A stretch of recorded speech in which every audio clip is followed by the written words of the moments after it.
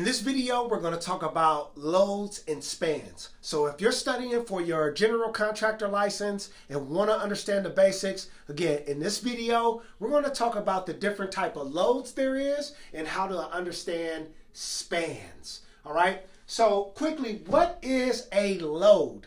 A load has to be some type of weight being distributed, right?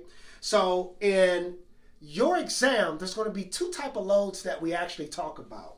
One load is going to be dead load. The other load is going to be live load. What is that? Dead load, live load. So simplest way to understand that is dead load is everything that you put onto your building or your structure. That's all the material, that's, again, just what it is. Everything that's weighing on that building. And then live load is going to be the movement in the building, meaning if there's people in the building, it's moving. If there's seismic conditions like wind, rain, hail, storms, those things are creating a live load. I always tell my students to think about these tall towers. And I know you heard like the Eiffel Tower, Twin Towers, they actually sway. So that's how you got to think about live load. It's the conditions that keep the building moving. So in that, when we start getting into some of the aspects of dead loads and live loads and why that's important, you got to think about pounds per square inch and reflections. So when we're thinking about live loads and dead loads, we got to think about things like pounds per square foot. And what I mean by that is the distribution of weight, that is going to determine the type of materials we use to actually build that structure. So that is why live loads and dead loads are very important when you're thinking about building design, okay? So the next thing is we're going to talk about spans. What is a span and how does that affect us in our general contracting codes and exams? So spans. Think about we got 2 points, right? We got a point here and we got a point here. What we're going to look at is span.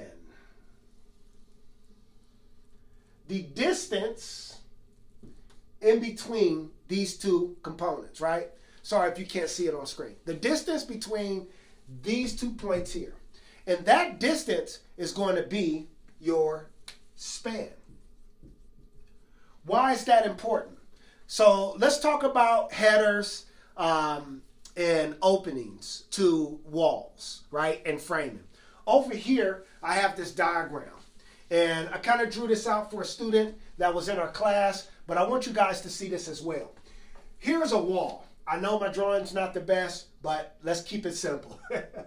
We got studs. We got this opening here. We got a span of 3 feet. And what is this? This is our header that's distributing the weight around this opening. So when we start thinking about spans, one of the things we got to think about is what size header do we need, and then what size, how many trimmers do we need to support that weight? Sorry, I'm just drawing that out. So trimmers are what's carrying the weight from the header and distributing it around the opening. So if we're doing a 20-foot header, we're going to need more than one trimmer to distribute that weight, because all that weight that's bearing down here, it has to be distributed and then down into our concrete stem wall and then into our footings. So we'll get into more of that later when we start talking about distribution of weight. But in this video, I wanted to keep it really simple on understanding loads and spans. We got dead loads, we got live loads, and we got spans. All right. And all of these things are distributing weight. All right. So in your code book, when we get into chapter 3 and chapter 4, there's going to be a lot of talk about loads and spans. All right. So if you have any questions about your exam, if there's any way we can help you, leave a comment below.